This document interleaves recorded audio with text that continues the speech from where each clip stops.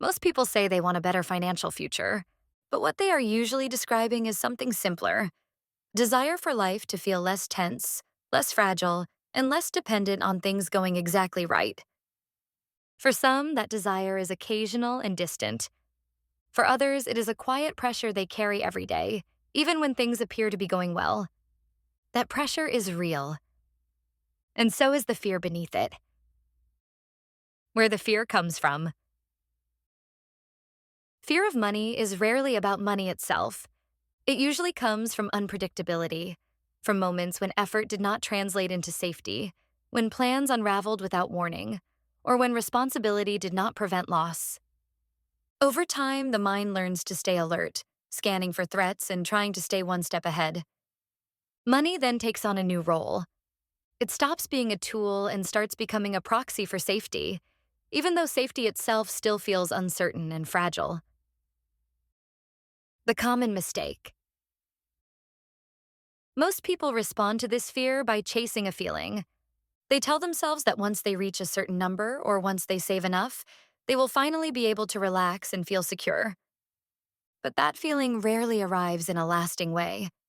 The number changes, the target quietly moves, and the anxiety remains. This happens because feelings are not finish lines. They shift with stress, memory, and uncertainty, and they cannot be permanently satisfied by reaching a number. The core concept: defined ratios, not raw numbers.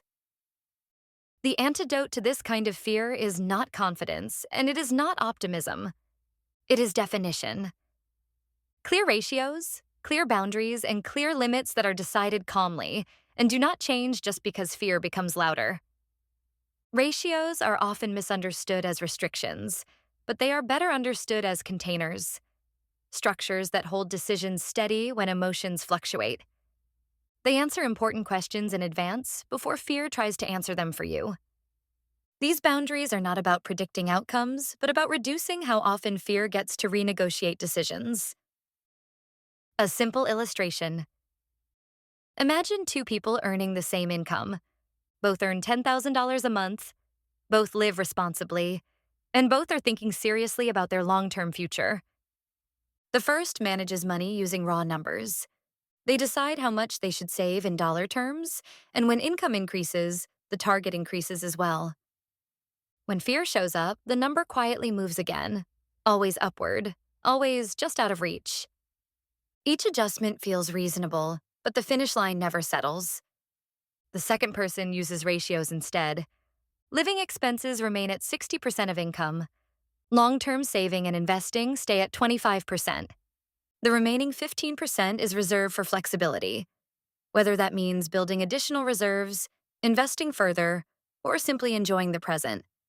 When income changes, the structure holds. There is nothing new to debate, nothing emotional to resolve, and no moving target to chase. Over time, the difference becomes clear, not in how much money they make, but in how often money demands their attention. Why this works. Fear thrives on ambiguity. When there are no clear limits, every decision feels urgent and every choice feels like it carries the weight of the future. Ratios reduce that pressure by preventing goalposts from moving quietly and by limiting overreaction during moments of stress.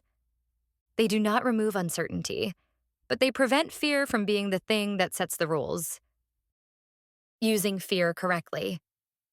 Fear itself is not the problem. Fear is information, often pointing to areas where nothing has been clearly defined and where boundaries were never set.